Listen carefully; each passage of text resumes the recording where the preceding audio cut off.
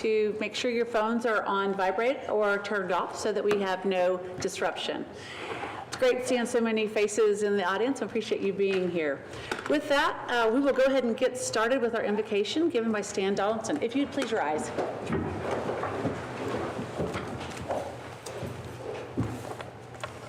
Well, Heavenly Father, we have a huge plate tonight, Father, but I know you're able and willing, Father, to do what you can to help the people in Florida and any otrer areas that have been decimated by hurricane forces. We thank you, Father, that help is on the way. We thank you, Lord, you make as many of them as safe and comfortable as possible and provide all their needs, Father. And we thank you tonight, Father, that we have the honor of recognizing outstanding citizens in our own house. We thank you, Father, that we give honor where honor is due.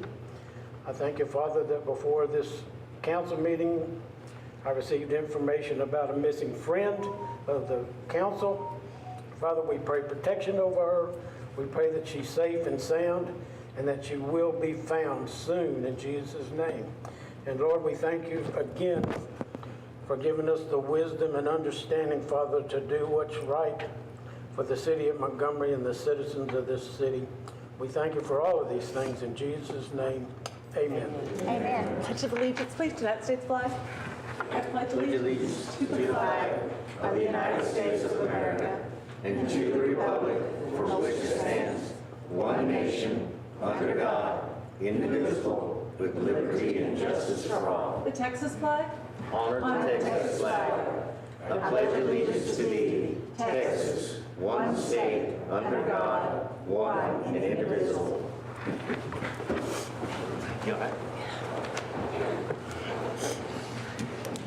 I would like to make note that we have a quorum here, full quorum here, and that our city attorney is running a little late, but should be here shortly. With that, it's public forum, citizens time. Mr. McCorkadale, I believe you were putting together a list. Different for the public hearing. Yeah. So we don't have anyone that I know of. Well, I've not been through any Okay. for the general public forum, but for the public hearing, item number 8, we do have a list. Okay, great. All right, with that, we'll move on to the consent agenda. Item number 1 on your agenda, approval of the August 12th, 2024 budget workshop minutes. Number 2, approval of the August 13th, 2024 regular meeting minutes. Number 3, approval of the August 27th, 2024 regular meeting minutes. Number 4, approval of the September 10th, 2024 regular meeting minutes. And number 5, approval of the September 16th, 2024 special meeting minutes. Council, you can take these individually or all together. What is your pleasure? All together. All together. All right. Okay. Great. With that, I'll entertain a motion. I make a motion to accept the consent agenda as presented. I second. It was moved by Casey Olson, seconded by Cheryl Fox, that we accept the consent agenda as presented. This motion is debatable, amendable, and requires majority vote. It is open for discussion. All those in favor of accepting the consent agenda as presented, say aye. Aye. Those opposed, say nay. The ayes have it, the motion carries, and we will accept the consent agenda as presented. Item number 6 on your agenda, under regular agenda. Police Department recognition of Dr. Taylor Robertson, Mr. Arnett Easley, and Larry Bubba Evans for their generous contributions. We are very fortunate to have these people in our community. So with that, Chief.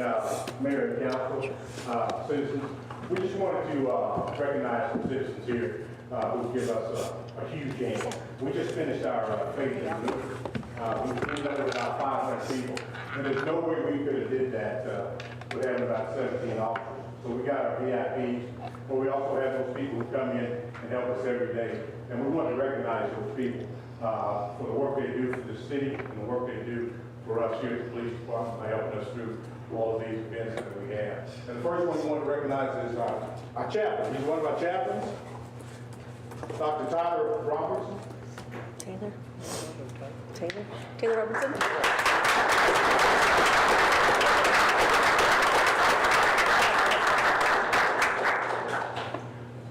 Doctor, he comes out, he's got a full-time job. He works for the church here, but he also comes out, he's one of our chaplains, so he visits us. He He rides with the officers and things of that nature. But he also comes out and helps us with all these events, and believe me, he can put together an event. He puts together about a 10,000, the deal you see here at Christmas time, here on 149, that's part of his work, part of the things that he puts together. So when it comes to one of our events, our 500 people event, just imagine. So he's really boosting us up on those events that we appreciate. And this year also, along with last year, we needed some things done, and he already talked to Ms. Beasley. Come on up, brother. He already talked to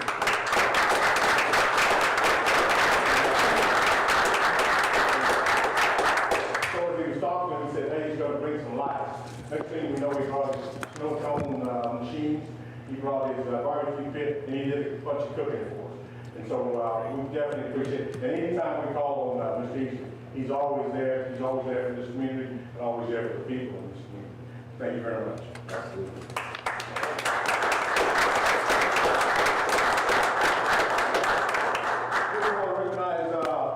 We want to recognize Bryce. Bryce works here in the city, growing up Bryce. Bryce works here in the city, and he does a fantastic job every day. You see him going and coming. He doesn't say much,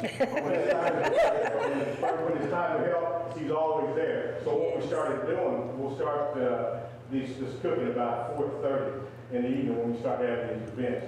And Bryce gets on the pit and he starts cooking. And he starts cooking. And he cooks until this thing is just about over with. And he does it each year, and we just appreciate what he does, because when he does it, he actually comes and says, hey, look, are y'all cooking this year? We're like, oh, yeah. So each year we never have to go get him. He comes to help us out, and we want to recognize the price. Good job.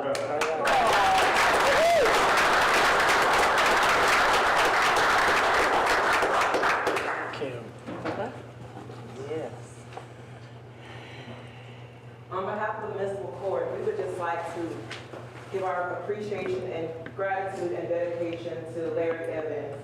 We give him a hard time here in the court, but we could not have functioned many years without his service. Good job, Barbara. Thank you.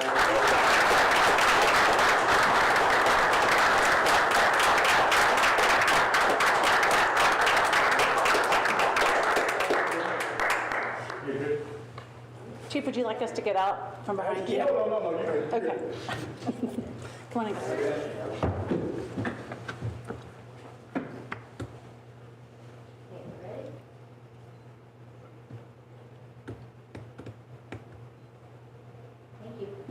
And Bryson, you get a much-deserved, Bryce, did you just get a promotion? Did I see that? Congratulations. Good job. Thank you for all your work for the city. Appreciate you. Thank you. Good job.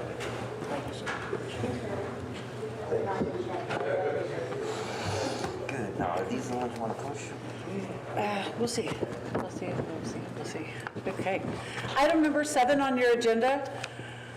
Receive the Planning and Zoning Commission's recommendation and report related to a rezoning application of 15.46 acres along Lone Star Parkway west of Liberty Street from ID Industrial to B Commercial and R2 Multifamily Residential as submitted by SPT Montgomery LLC, development number 2215.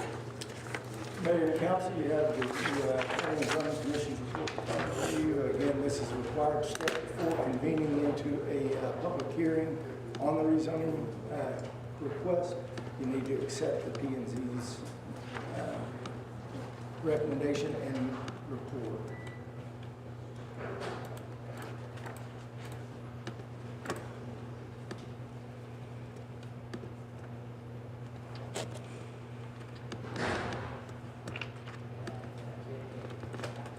Does anybody watch P&Z?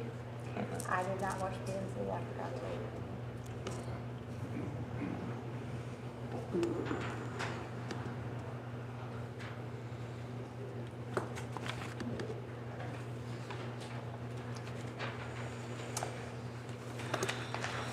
I'd like to make a motion to accept the planning and zoning recommendation for item number 7.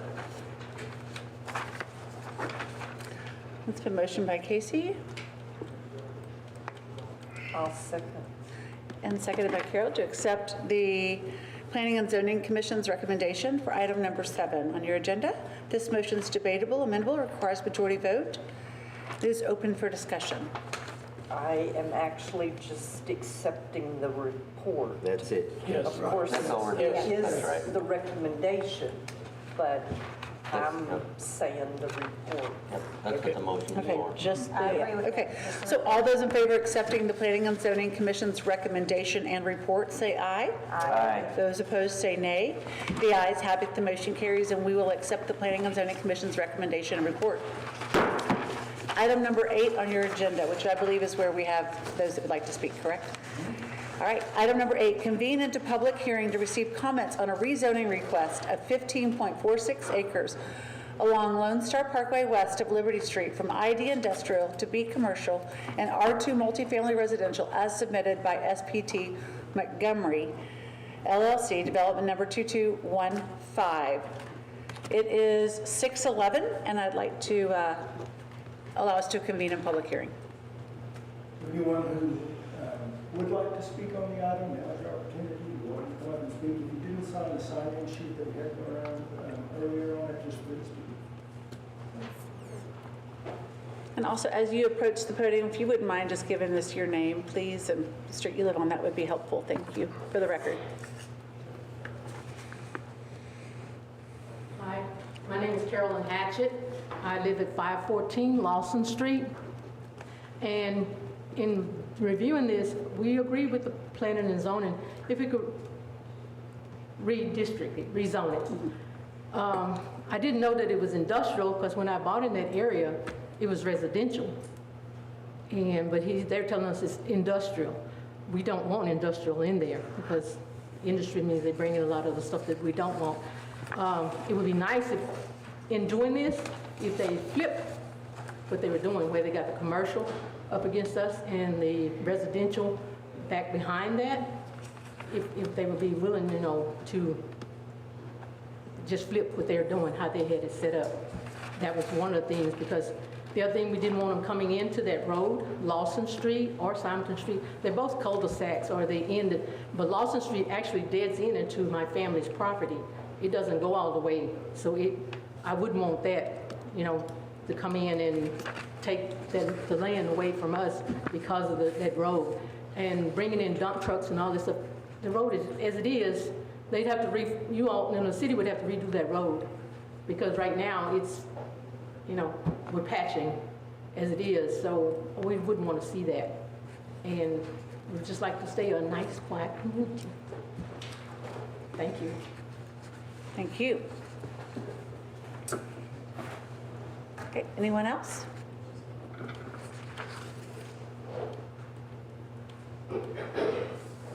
Hello, my name is Dennis Hatchett, and that's my wife, and I live at 514 Lawson as well. I concur with everything that she says. I know that the community is growing and getting bigger and bigger, and I was just wondering, how could an industrial, how could that be, called industrial, or a flag that's industrial, or made industrial, when we are living in a residential area? I mean, you would think that there would be a lot of some other places that you can make industrial. So you're talking about that being industrial, which I don't know if that changes anything, but this is how I feel. Why would there be that industrial that close to residential, and even that close to the Lone Star Community Center, for that matter? And you're also talking about some of that being industrial, as well as some of it being residential. And if it was up to us, we would not have it to be any industrial in there at all. That's how we feel, and we hope that if there has to be some industrial, that the industrial will be on the opposite end of the development, and that the residential will be closer to us, and that our streets, Lawson and Simonton, will remain dead-end cul-de-sac, because the traffic is already horrendous getting in and out of Lawson and Simonton as it is, off of Liberty Street. So, thank you. think they're basically one-way streets too. So, Dave, I just want to clarify too, so right now it's zoned commercial, zoned industrial, excuse me. And they're proposing to zone part of it commercial and part of it as multifamily residential. Oh, Ms. Gibson?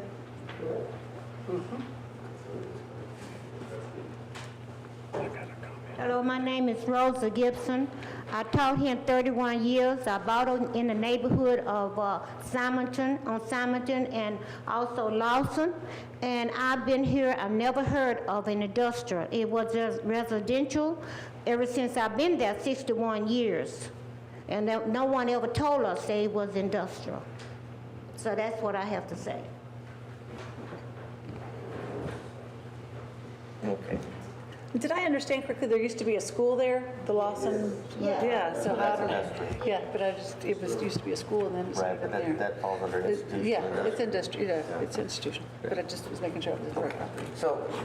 So currently it's zoned industrial, and I guess we need to, clarify, industrial could be institutional as well, right? No? No. Just industrial uses. Like storage units or, How long has it been industrial? I do not know. My guess is since we were zoned in 1995. Okay. I don't. I looked at the county records too and I couldn't You find, won't find any zoning in Yeah. the county records, so I'm not so, surprised. well, Yeah. couldn't find anything. So to it's zoned support. industrial now. We want to move it, the request is to zone part of it is commercial, part of it is residential, correct? Right.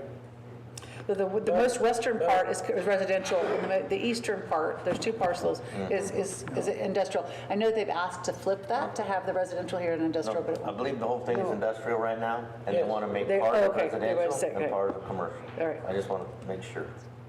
Yes, but according to our ordinances, an industrial zoning has to do with a building that has to be enclosed. It's not like they're going to have a lot of activity outside. The building has to be enclosed, and it also has to, it has to conform to all the environmental situations that might arise as far as air quality and stuff like that. And really, being that it's industrial, it's right now, it's a lot less likely to be developed than if we switch it to R2 or to regular business development. You're going to have a lot more activity in that area if we do change these zoning laws. And but I just want to make it clear, industrial isn't as bad as it sounds. You know, there's protections in there for the citizens. It's not just, it's not a willy-nilly thing. They have to comply to certain things, and it has to be indoors. But I think what they're saying, they never knew this was zoning. Industrial. So, Right. in essence, what you're doing now, rezoning it to residential, which that's what they are, would be more feasible, correct? Right. do we know what this development wants to do, this Yeah, man? this is that, SPT? We do, one of the developers Yeah, representatives but is here but they're also tonight. having two different kind of zoning, so do we know what the other zoning well, is? it's just commercial. Yeah. If Right. they also want some kind of storefront too there, I thought. Yeah, that's that commercial section they want Yeah. to do along with Homestead. So if you look at that map, Yeah, it kind of it's right shows here. it to you. No. Is this the whole The other map piece I of saw was property different. from the community building to 149? Yes, ma'am, So the it's, eastern side. it's is- all industrial now, Yes, ma'am. and the bigger portion, they're asking for it to be residential, multifamily. Is that the And then- 7.77 acres? They're very, very close. One Yeah. is 7.77, one is 7.69 Okay. acres, so they are very close, but that is what they're asking for. Again, the developer's representative is here tonight. We're in the public hearing, so I'm not sure this is the time to add, to get into dialogue with him. That may be the next item, but he can't answer any of those questions that you guys have. Okay. Just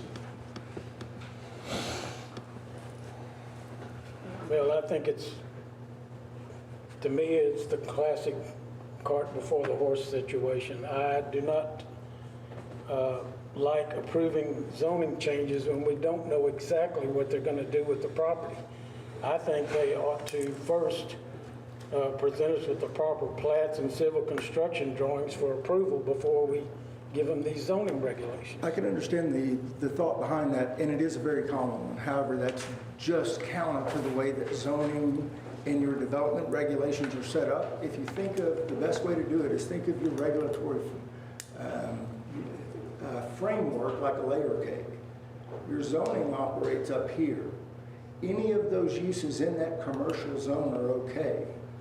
You tell them what their site plan conditions have to be, the number of parking spaces they have to have, what their setbacks are, and where they have their lighting, their trees, their landscaping. You are giving them the framework to operate in within those regulations, but you should never consider a zoning change request tied to a specific site plan, because the site plan can and often does change. Right after a zoning, it is 100% legal to sell the property and never build what you said, which is why, that's a perfect Yes. example of why you never tie zoning to a site plan. You've got this layer cake, and we need to let that process, kind of work, where it does. The rezoning, the site design isn't in your rezoning. Your site design is down here in your landscaping, in your setbacks, in the parking, those types of requirements. Well, this is the second time we've had to deal with this property. We've already had one proposition where they wanted to completely put residential property in there, and then it Same died. people, it's the same people. It is the same Same thing. people. And I believe it's, generally the same plan without, or I think they're operating on the same concept that they, have asked you. This is the technical ask that would allow that to happen, and it starts with the zoning.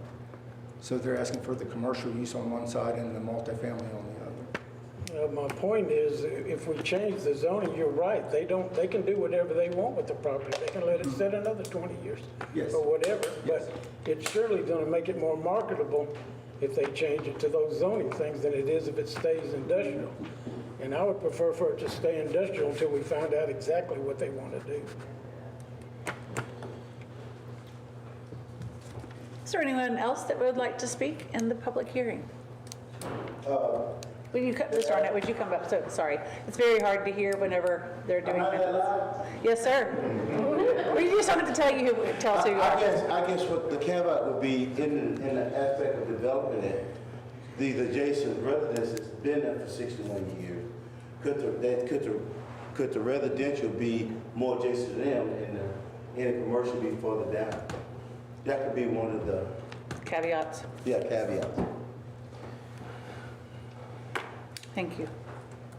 How do you enforce that? You put the plans accordingly. Yes. Okay. Is there anyone else? So all they're asking is to flip this to this. All right, it is, with that, 6:23. We will close the public hearing. Item number 9 on your agenda.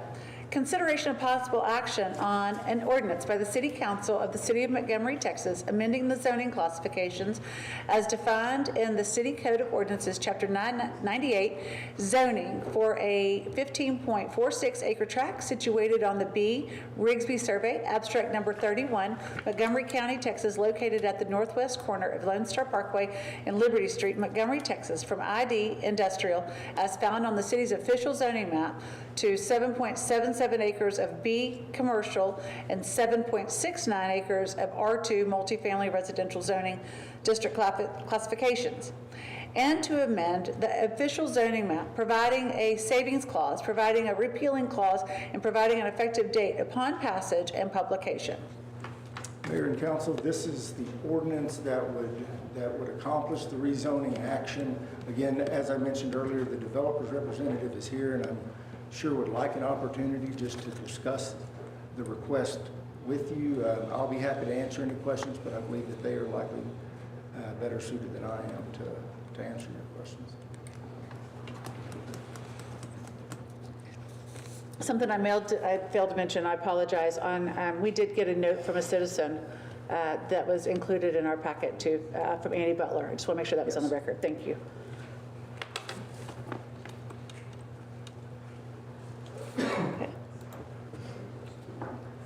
Good evening, Mayor, Council. Hello. I'm Greg Phipps.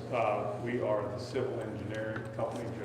Stands and Associates, for the developer, SBT Montgomery. I know that there's questions about land plans. We do have a land plan. The last time we were here, prior to last week's public hearing, originally we were looking at doing this in a full duplex, 2 phases of duplex. There was some concern about the density, what that looked like. So we went back and looked at that. We looked at how this best fits both commercial and the multifamily. And multifamily is not your 3-story apartments. It's 30 buildings that are duplexes, and they're somewhere in the neighborhood of 12 to 1,800 to 2,000 square feet for each one of those in the land plan. And then on the east side, the plan is along the frontage, the long L-shaped arm on it is to put 4 buildings in there that are small commercial retail on 2 of them, and a couple of them then would have more of the office with a garage door on it along that long strip. Behind that, in the other area, would be a self-storage center behind it. The discussion last week, planning and zoning, and what you had, a couple of agenda items. The discussion was access off of Simonton and Lawson, and we prefer not to have access off of either one. Our land plan that we looked at, just thinking public works, engineering, typically on a street, they don't want dead-end streets, they want cul-de-sacs on it. So on Lawton, we put a cul-de-sac, just in our land plan. I said it last week and I'll say it again, we prefer not to have access off of Lawton or Simonton. It doesn't do anything for us as far as traffic goes. We don't want to impact the residents that live next to us, and don't want that. The only thing that I said was it depends on what the fire marshal wants. Do we have to have an access point off the back, off of Lawton? And if we did, we would want it as far to the east as we could, to where it's not across from a resident. It's more across from the driveway of the church, and if the fire marshal or the fire chief so desired, we could gate that. We don't need traffic cutting through and missing that light. And it's not, as the residents spoke, those 2 streets are very difficult to get in and out of anyway. So we would like to keep them isolated. They would like to stay isolated. And the only thing that we would do in there's an 8-inch, I think there's a 6 or an 8-inch water line. We would just work with Public Works to see if they want that extended and looped. If not, then we would have no activity off that back street.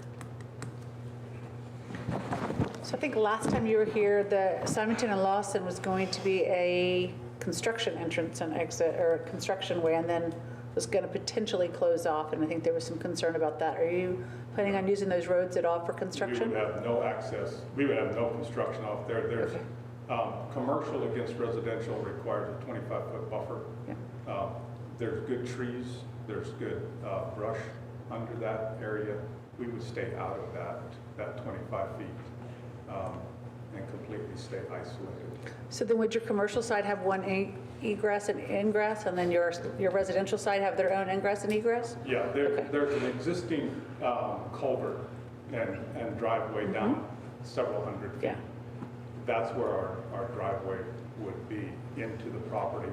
So you would come in there and go straight in, go through there and up to the mini storage. You would have to turn right and drive down the driveway to get to 3 of the buildings. And then you'd have detention ponds in the front, and then there would be a separate access into the 30-building duplex that would come in from there to keep those 2 entrances isolated.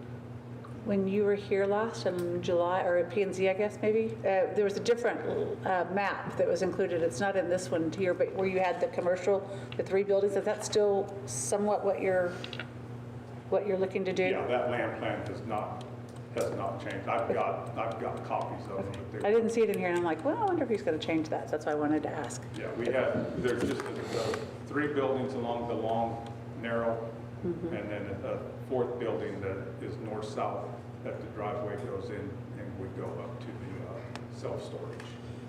Other than the existing trees that you're talking about on Lawson and Simonton, what would y'all plan on doing to buffer the residents from any It's the same. noise, anything that, you know, would disrupt their way of life? So the only thing that would back up our development to our own development would be, we would still have that 25-foot buffer because of commercial up against the residential or multifamily. So that 25-foot buffer is still there. It would be vegetated. Just vegetation? With the buildings in the mini storage would back to that in the plan that we have. So there wouldn't be any lights into people's backyards. And then the commercial part of it, between the buildings and that development is a detention pond in that land plan. So you wouldn't plan on any type of wooden structure, fences or anything to separate the Well, storage they'll units? fence the backyards, your standard. No, with the 6 storage fence. units and the commercial. The storage, self-storage is set inside of the commercial. Oh, okay. And I'm sure they would want to screen the retail from that. But as it stands, I don't have a land plan specific for fencing. So what's your response to the citizens' request, though? Because you've got the business zone up against Lawson Street, and you know, where you're going to do the duplexes is on the opposite side. Is there any way you can reverse that? We looked at that. The issue that we have is that long, narrow strip. And so we would do one of 2 things. We would either put our duplexes to where the driveways go to Lawton and use Lawton as an access and have the backyards facing the major thoroughfare, or we would flip them, put the backyards, but then we would have housing and driveways that would be facing a major thoroughfare. Neither one, I don't know what the residents would think of that, but we're trying to keep that as much of a separation as we can to the way of life that they have, to what impact we have to them. If I remember correctly, were those duplexes front-loading as far as the garages? Or The duplexes do not have garages. The ones that they have now, some of them have covers on them, but each door of the duplex has 2 parking spaces. Okay. And then we have, I think the land plan shows 10 or 12 visitor parking to meet code. Yeah, but it's up front. It's not anything from the rear or anything like No. that. Yeah. And it's also going to be, they're all going to be rental. I thought that was the last time that they were all rental units. They are. It's a single ownership. It's not as lotted out. It's not to put them up and to sell. It's a single ownership.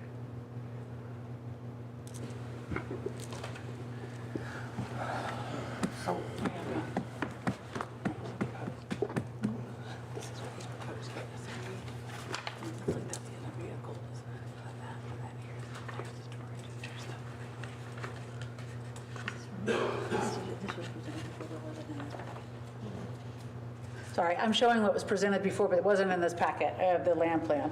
So you can kind of get a conceptual idea.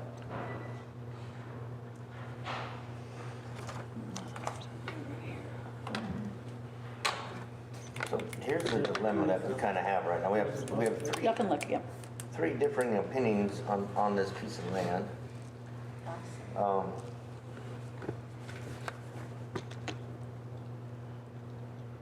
And even if you were willing to swap, that's not what this is.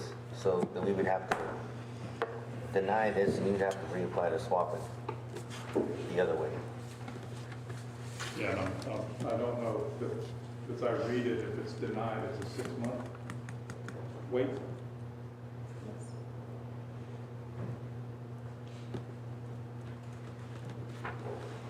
But that's what I'm gonna be able to different, it's not a different application, so you swapped it. You know, one side was the multifamily versus commercial, that's a different application than what you have currently. You can also withdraw the application and just do it again.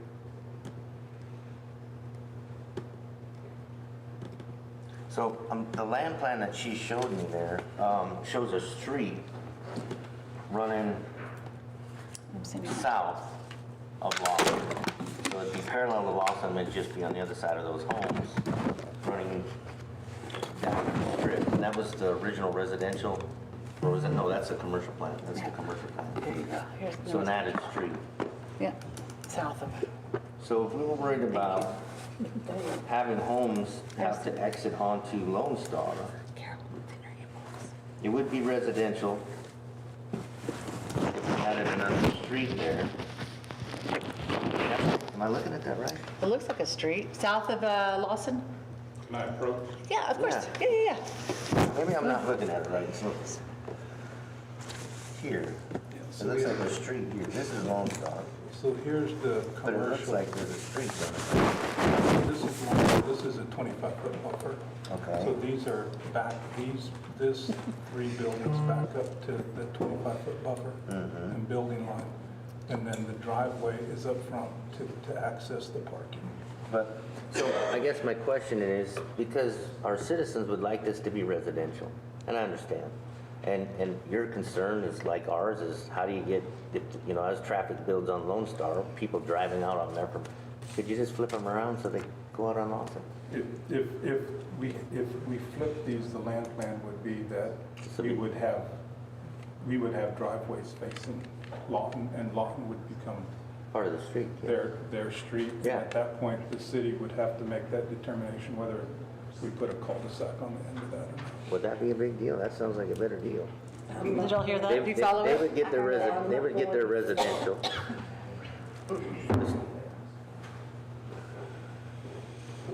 Lawson. But I didn't hear that they wanted to take on more traffic, and that sounds like it would be more traffic. Well, you would have to widen that street. You wouldn't have to. 149 off of Lawson now very well. So you say, but this. So how would you get out? Take this stuff and put it over here. And instead of the homes The only way that you're gonna exiting get off here, of they Lawson exit at there. 149, Carol, is if they had, if we had somehow had to have a stoplight there. I don't. Well, there is. It's right at the intersection already. And you're not gonna be able to get one that close. That's on that, You're right, because you could So- get that close. Yeah. I don't know. No. That's horrible going down and trying to turn on Lawson. Yes. Or off. See, and I don't understand why they wouldn't want to exit here. If I was on Lawson, I But could they- get out. Why wouldn't I want to be able to come out here? With the 25-foot buffer, It's not much. they're not able to use that. Well, that's if we Street flop back it. behind If we there. flip Send it it to our email flip so it to you can look at it. residential, Do you wanna instead have of it? commercial, they don't need to put it buffer, they can just widen the street. Yeah, let's table it. Yeah. We need to think, Yeah. we need to figure this out. Can we table it? I think we can. They just, we We'll just bring have it to back go next through meeting. Next meeting? all the procedures. Because I definitely want to get, thank you guys for coming and giving us your opinion. It's very helpful, so we know what you want. It's great, we're not Yeah. guessing. So we want to make sure that we're trying to please all parties here, so. It's a little tricky. Yeah, he's right. We welcome you to the city, but we really want to respect our residents also.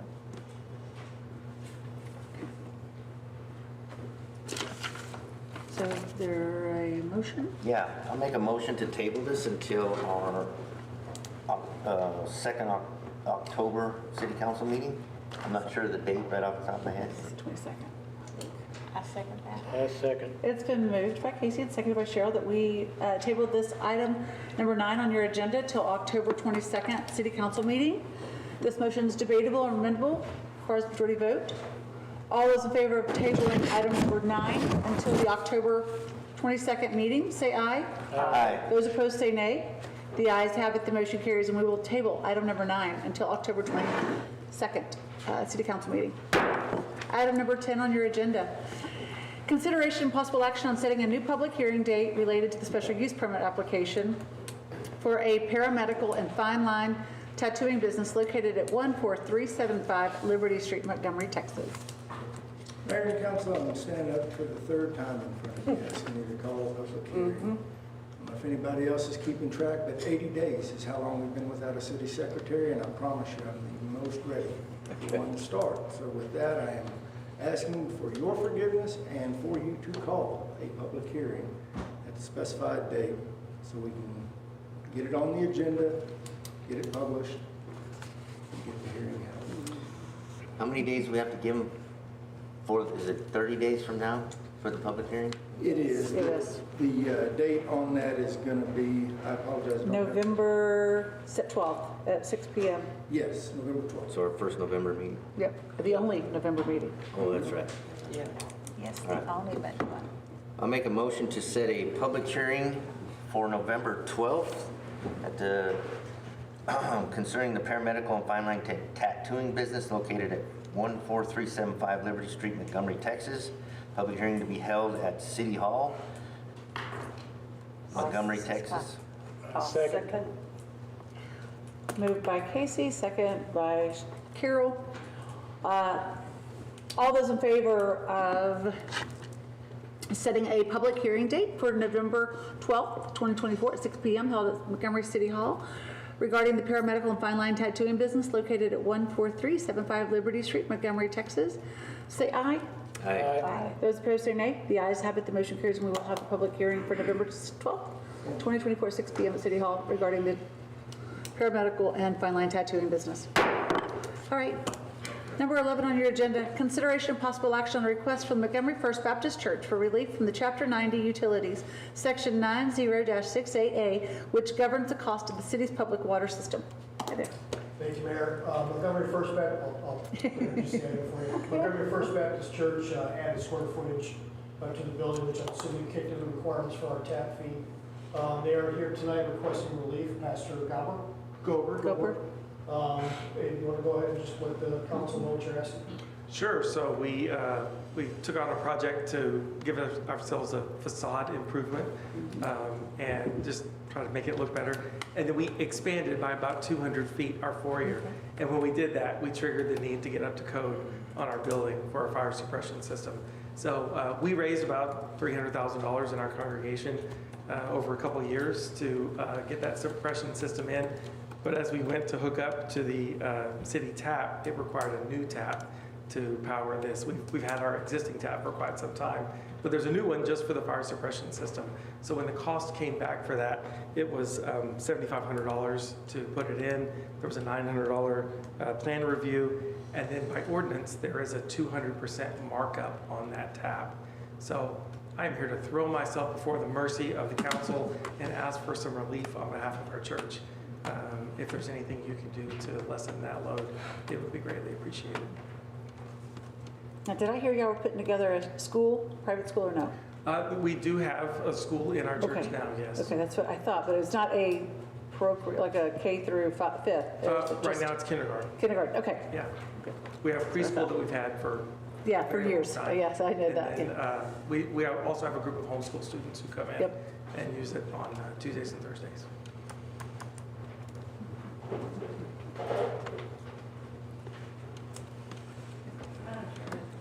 I'm a member of the staff too. I didn't sign up, but could I just make a Sure, brief please approach the statement? podium and just state your name. Yes, ma'am. Come on. Sure, absolutely. You have accurately stated the chapter and the section which these fees are due and we owe. But as Pastor Chris said, what we're really coming for today is not just relief but mercy. Because I'm going to tell you, this extra 200% is not going to take money away from bonuses and salaries to church staff or to a pastor or for trips. What this is going to affect our budget is that we're going to be limited to the amount of resources that we are currently giving to Mount Sinai Baptist Church, to Brownwood Baptist Church, what we're doing at Medley Ranch with the after-school Bible club, what we are doing. Carol and Dockett can both confirm to you that we feed all the Title I families from MES and from Lincoln every single year. So it's not just money that's in the budget. It is money that's going to take away from what we are actually already doing in the community. So I guess what I'm asking, just like Pastor Chris, is for mercy on this, because I think we are more active, or as active as anyone in the community, and this really takes money away from what we're doing for our local community. So we're asking for mercy, and I appreciate that. Thank you.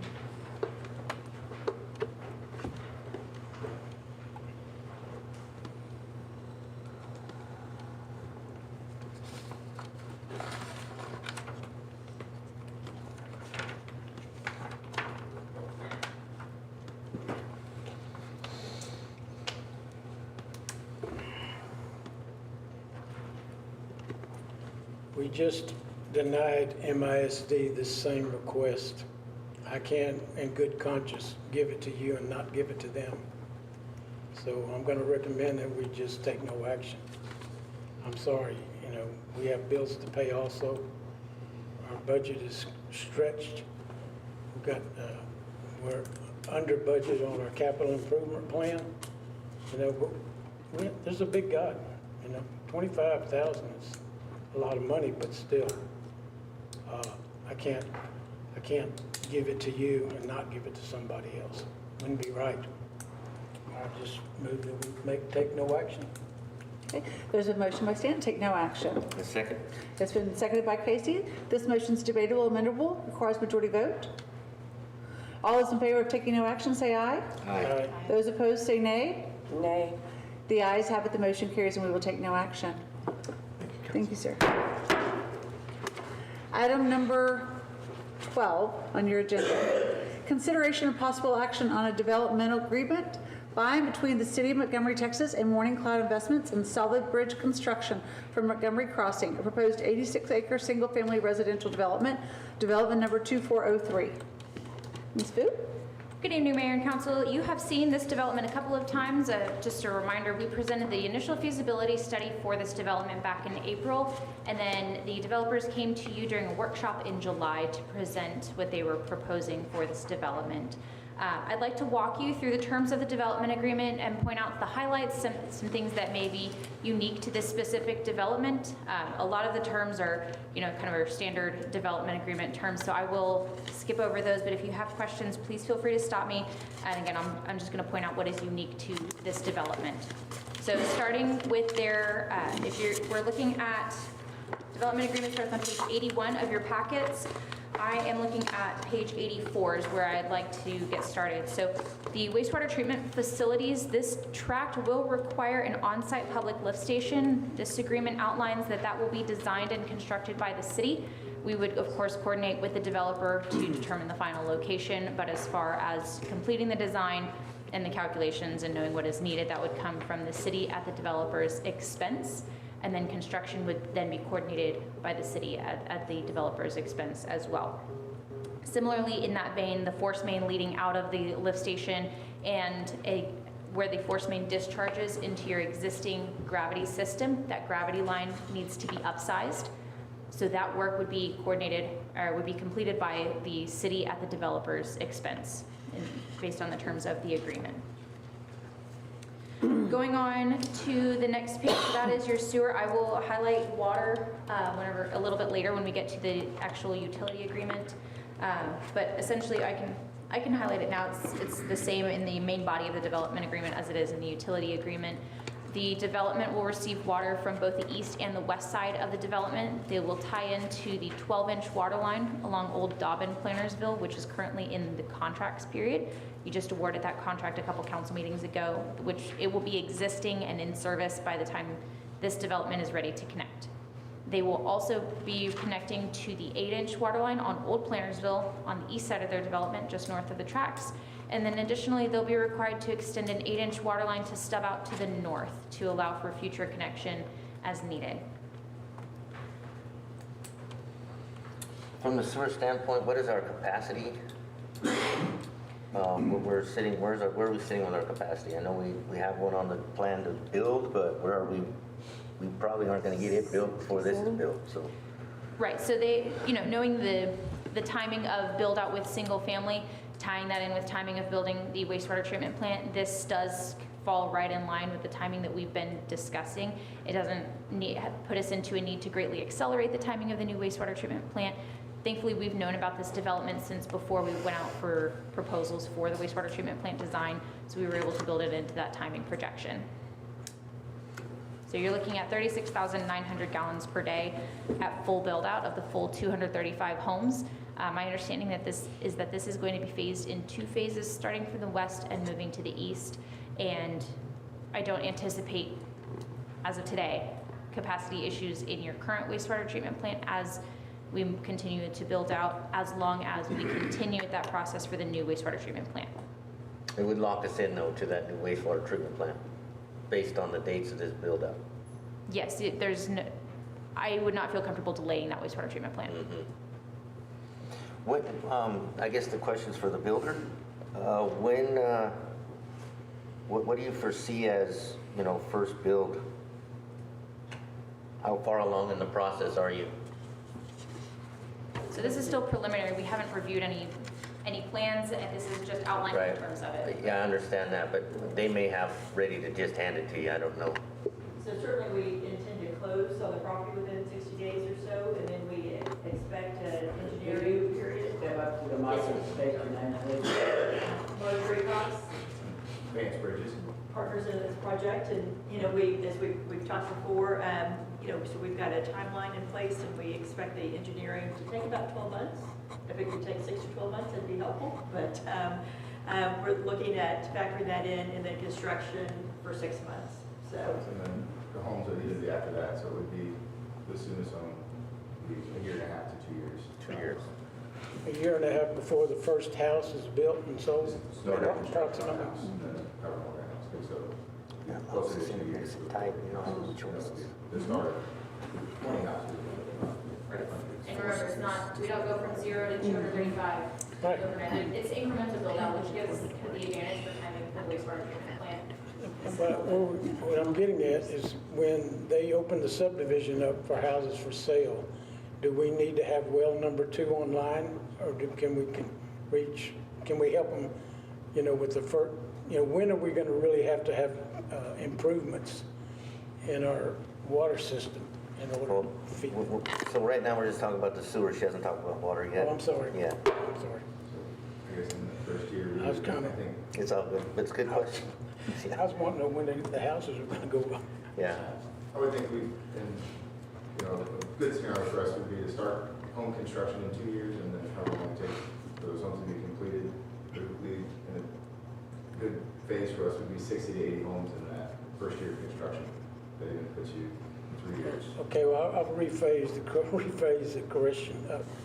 When should they build the first house? The current sewer system that we have, is that adequate to Yes. take care of them? Okay. Yes. Okay. Well 2 will be online before the first home is built. Well 2 is good. The contract for well number 2 is completion in June of next year, well before, we'll still be in designs and plan reviews and potentially early Are construction. you sure it's June? Because I just told somebody it's April.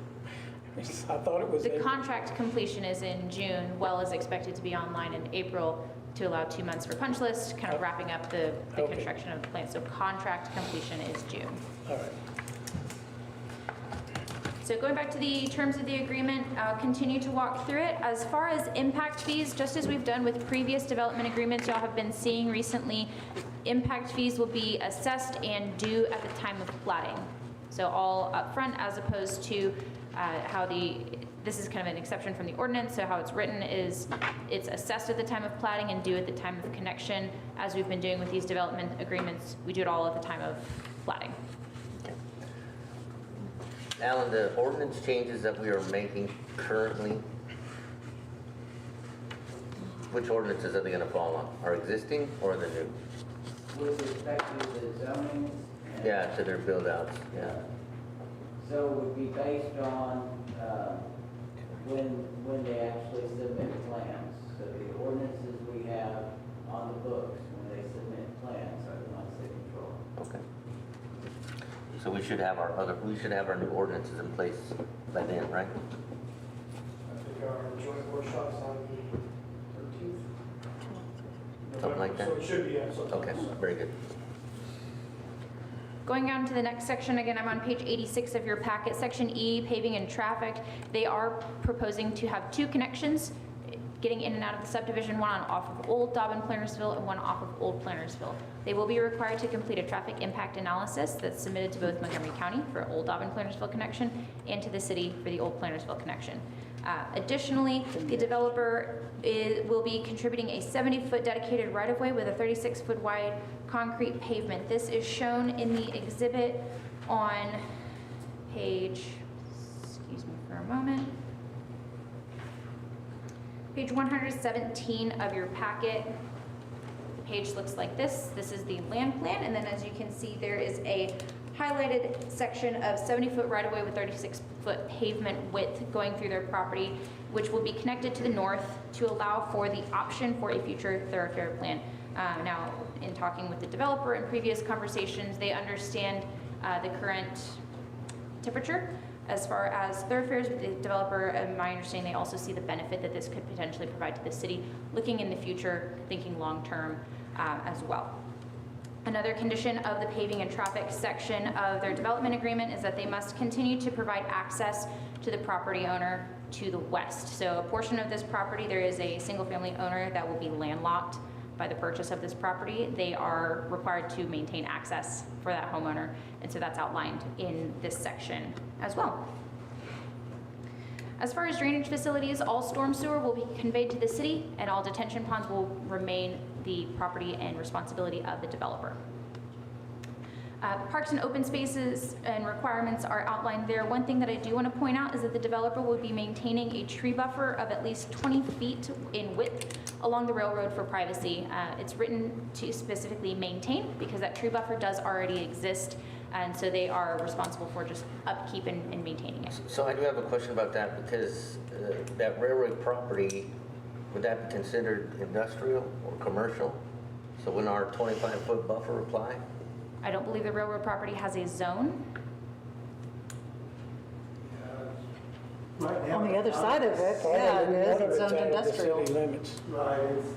On the other side of the railroad, so on the. Yeah, but you can't count the railroad as your buffer. Well, I know, but the very next zoning is industrial, so that would Going apply across for the 25? railroad tracks, kind of catty corner from this development across the railroad, yes, that is industrial on that corner. This property will be zoned single family, and then there's the railroad cutting through. But there is already an existing tree buffer, a large majority of which is on the railroad's right of way. Some of it bleeds over into this property.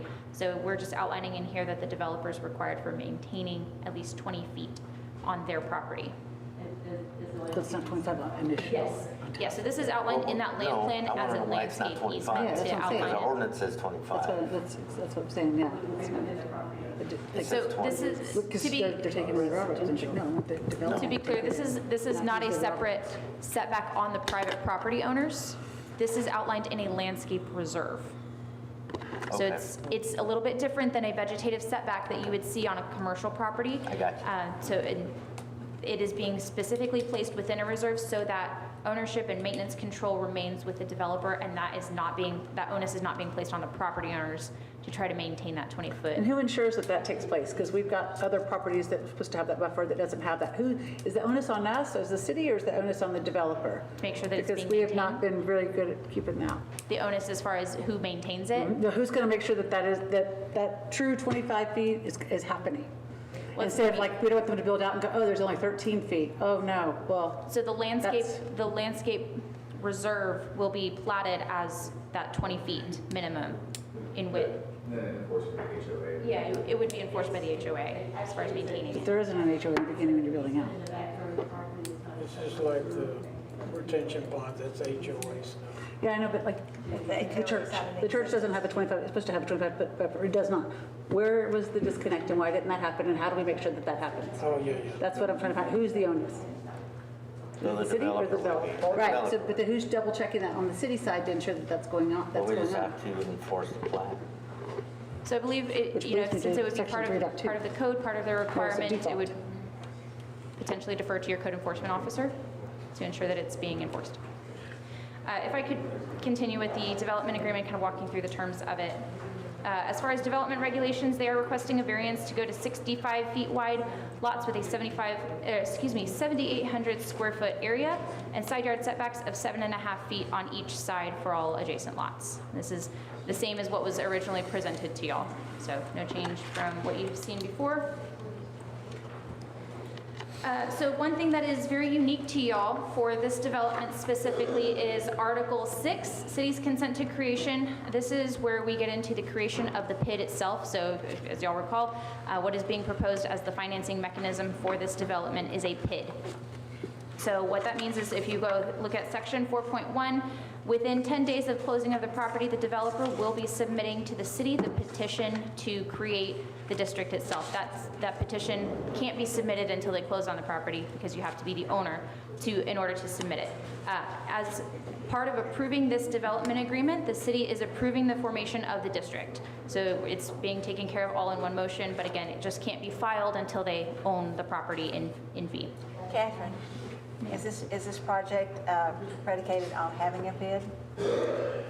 I defer to the developer, but my understanding is yes, the PID is essential for funding the development.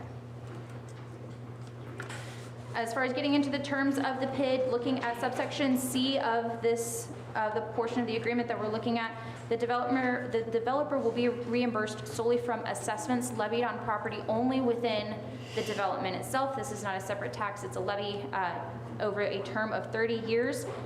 Section D outlines this as $2,000 per year for each lot. That does include both principal and interest. So it's 2,000 plus taxes plus everything else. No, 2,000 which includes principal and interest for reimbursement to the developer. There are terms in here that the district cannot annex additional land into the boundaries of the district without the permission of the city. So, any annexations that the district would choose to do does come back to City Council for approval.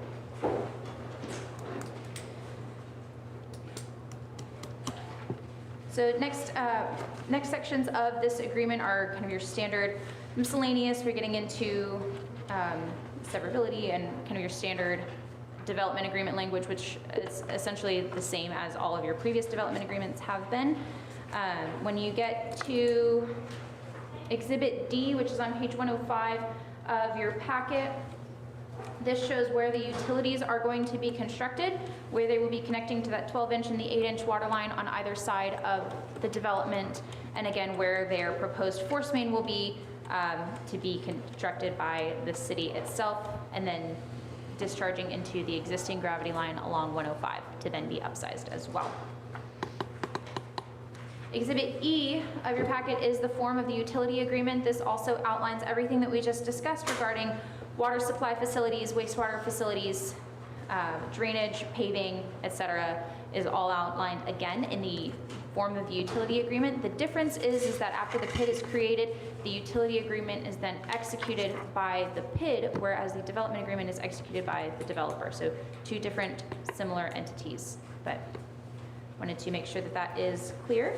And then, as I mentioned, on page 117 of your packets is their current latest land plan that we have received. This does show that 70-foot right-of-way with a 36-foot concrete pavement width, as well as the location of the detention ponds and where the lots will be. And again, development will be starting from the west side and moving towards the east in phase 1 and phase 2. So, did I hear you correctly when you said part of the water would be city, part of it would be Dobbin Plantersville? That is not correct. No. It will all be city water. Okay.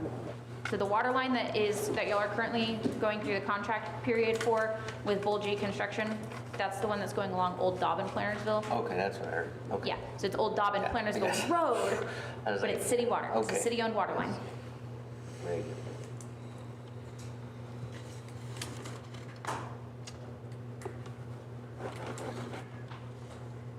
Cool. Looks good. Gary, what is your experience in, as far as the administrative side if we have a PID to the city? Zero? Zero. Okay. Thank you.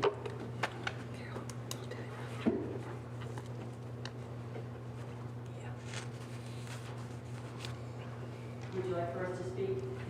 If you may, you could add. Would you like Ms. Cox to speak? Does that add for you, or have any questions for her? Oh, no. No, I'm sorry. In terms of the administrative, it's very minimal. No, I just, Based on our experience with the city of Conroe and city of Tomball, it's very minimal and it's funded by the developer and not an expense to the city. The city currently has a PID for Montgomery Summit Business Park. That's a commercial PID. Yeah. That the city really has no administrative maintenance to do with it. It's all essentially self-maintained. The attorney comes to you once a year to give you a report on the PID. The other PID we had, we kind of got, wasn't a great experience. That just expired. So that's been my experience with PIDs. And What is that? To be clear, that the one that you're speaking That's of, Balanced. That wasn't a PID. Mayor, that was not a no, PID. that was PID. The LaFeve's PID? That was not a He did not PID. have a PID. It wasn't a PID. No. It was not a PID. He A had a PID, development agreement. He had a Plan Well, we Development couldn't do District, anything. That was PDD. different. Yes. It is different. A PID is specifically a reimbursement and a funding financing mechanism. We The just had agreement that you're zero. referencing was different. Yep. Was We just not. had zero say in anything. And I understand your concern. I just want to clarify that yeah, that was not a PID. Okay. Yeah. So, Ms. Captain, there are 12 to 15 PIDs in Montgomery County for the city of Conroe and the city of Tomball. Right. And then again, y'all do have an existing PID, PID number 1 for Summit Business Park. I'll make a motion that we accept the development agreement as presented. I second. It's been motioned by Stan, seconded by Casey, that we accept the development agreement as presented. This motion is debatable, amendable, requires majority vote. It's open for discussion. All those in favor of accepting this item number 12 as presented, say aye. Aye. Those opposed, say nay. Nay. The ayes have it, the motion carries, and we will accept the developmental agreement as presented. Thank you. Item number 13 on your agenda. Consideration of possible action on the following items related to the sale of right-of-way to TxDOT along SH 105 at City Hall for their upcoming SH 105 improvements project. A memorandum of agreement. B, possession and use agreement. And C, property deed of .0517 acre portion of City Hall site. Mayor and council, we received the information in your packets there regarding a request for sale of right-of-way. As you're aware, TxDOT is working on a project that's along the western half of our city out to Grand County line. They are acquiring right-of-way from all the adjacent frontage properties. We are one of them. On page 118 of the memo there, I've kind of highlighted the section so we know what we're talking about. The section of property in question is a sliver out by the road. The unfortunate thing is both of the brick planters are within the area that we're going to sell. They are going to demolish those. We have asked to retain Surely not. we have asked to retain the 2 flagpoles, which can be used. They cost us $1 each. They'll cost us more than that when Mike has to move them, but the intent is to pull those out of the planters. They take the planters, they demo the planters, but we reinstall the flag poles in a place that we haven't exactly found the place yet, but somewhere that's out of the way of that, out of the way of trees and that type of thing. I did not bicker or argue with TxDOT on this value. If you guys tell me to go back to them and tell them that this isn't enough, happy to do that, but I didn't want to presume anything, just in my role as trying to get this to you guys. Yeah. We're not losing money though. I don't believe so. It feels like a fair enough ask, given, we're a public entity and they're a public entity, and I don't feel like they're taking, advantage of us. But Really? Just out of curiosity, because how wide is that proposed little road there? I mean, roughly, how many feet? I can't read. It looks to be probably about, let me see if I put in there. I know I can see it on the bigger plan, but not on this, but I'm guessing it's about 20 feet or so at the most. Okay. The planter's only about, maybe 5 feet wide. So 15 or so feet wide times the frontage length of the property. Catherine, we don't happen to have any pipes there, do we? As far as utilities? Yeah. Not within that specific proposed right of way. We've got some already in the existing right of way. Not in that proposed right of way. Yeah.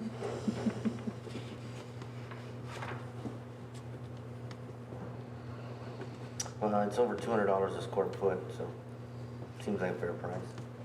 It's about 35 feet wide, to answer your question. It's not like I assume that's the they're widening 105, right? Is that what they're doing, widening and putting a sidewalk in or something? Widening sidewalks, access management from Shepherd west to Grimes County Yeah. line. So it'll be an improvement, it'll look nice. Will we need to move any of our existing utilities with their widening project? Still working through that, and kind of on a global sense, outside of just this right of way, there are a couple of adjustments that we're going to need to make. Some relocations are conveniently being timed with other developments that are going on where we were already planning to relocate utilities. But the short answer is yes. We do need to relocate utilities. And For the entire project, but just not right here. correct. Yeah. I was hoping right here, because then we can force them to pay for something else, but whatever.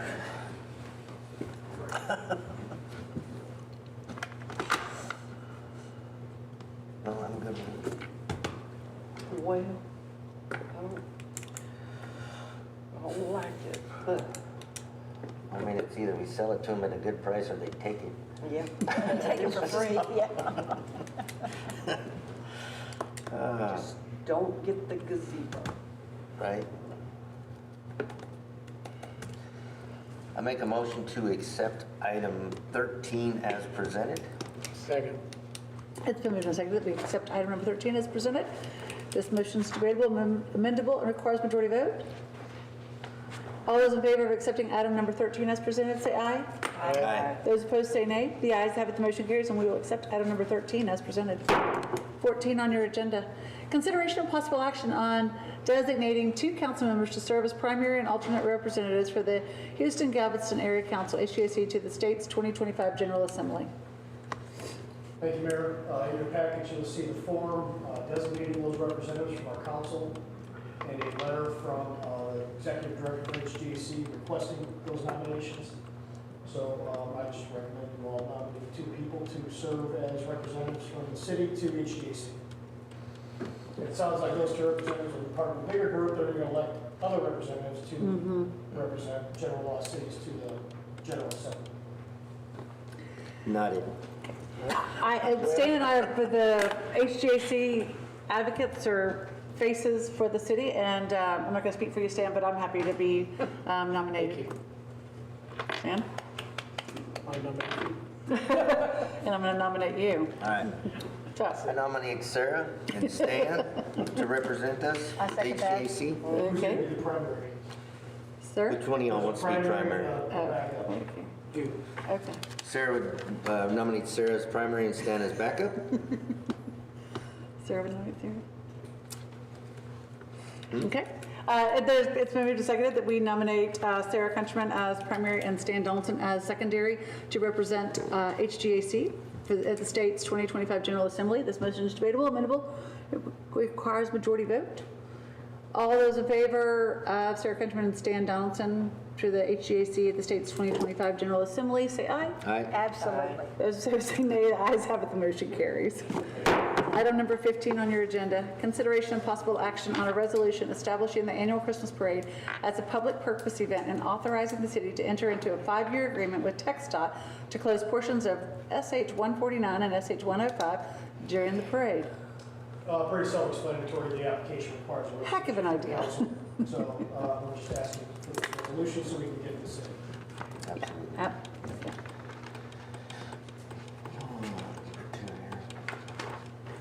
Make a motion to accept item 15 as presented. Second.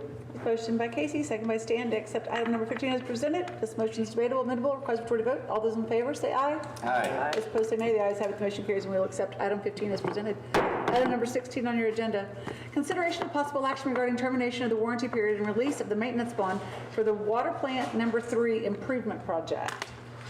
Good evening again. So water plant number 3 improvements, this is a project y'all might not have heard of for a while. So to give you a little bit of backstory, the warranty period for this project technically ended on August 3rd of 2023. We conducted a warranty inspection before that date and issued the punch list at that time. If you remember earlier this year, we then engaged with a rover company to send a rover inside your ground storage tank to do an interior inspection. Again, trying to capitalize on the winter months when usage is down. That's when you typically want to do your interior inspections of your tanks. With the rover report that came back, as well as your new operator that came into the city, kind of found some issues and punch list items that were never initially resolved. We have been working through those with the contractor R&B group. We did end up needing to reach out to the bonding company to get those addressed. All items have since been addressed, and the plant is in good working condition. It was never not in good working condition. To be clear, your operator did a great job of receiving what they were given and making sure that everything was operational, and then working with the contractor to get it to where it is supposed to be, which is where it is today. Given all of that has been addressed, we do recommend formally ending the warranty period and releasing the maintenance bond, which the city has held against R&B Group.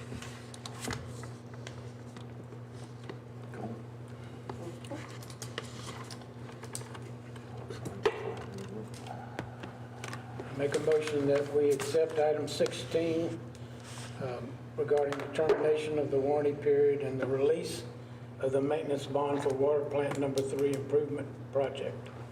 I second. It's been moved and seconded by Casey that we take action regarding the termination of the warranty period and the release of the maintenance bond, that we will go ahead and release them of this maintenance bond and terminate the warranty period. This motion is debatable, amendable, requires majority vote. All those in favor say aye. Aye. Those opposed say nay. The ayes have it, the motion carries, and we'll accept item number 16 as presented. Next item on your agenda is council inquiry. First of all, I need to apologize. We had a special guest, and I did not announce him.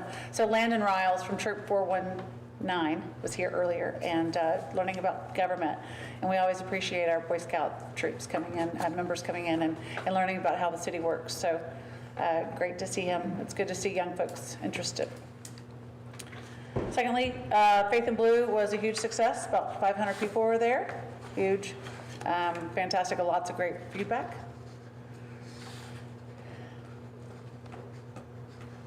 Anybody else have anything? Okay. All right, great. Also would like to announce that we have quilt walk coming up this weekend around town. About 200 quilts will be decorating our downtown area. Beautiful works of art, so it's going to be great weather. Invite your friends. And then secondly, our Halloween, it's the 4th or 5th year of Halloween around downtown. Our calendars and our In our water bills, say 1 to 3, it's really 3 to 6, to make sure you look at the LED sign, and it's always a fun time. But if you're coming through town, just beware, there's lots of ghosts and goblins, so go slow or go around.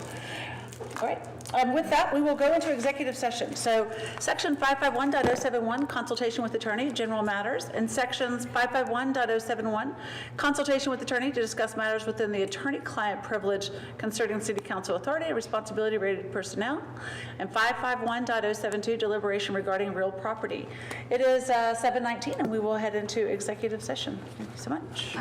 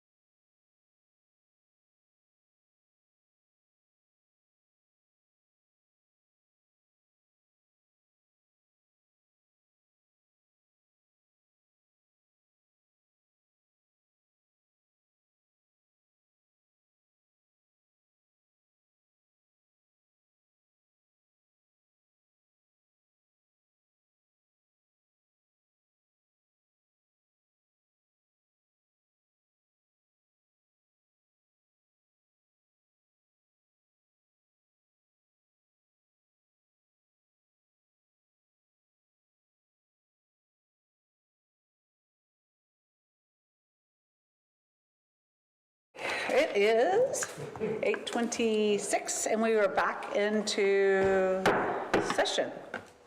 There is no action from executive session, so I will entertain a motion to adjourn. Make a motion to adjourn? I think it. All those in favor say aye. Aye. All opposed say nay. The ayes have it. We will adjourn. It is 8:26. Done and done.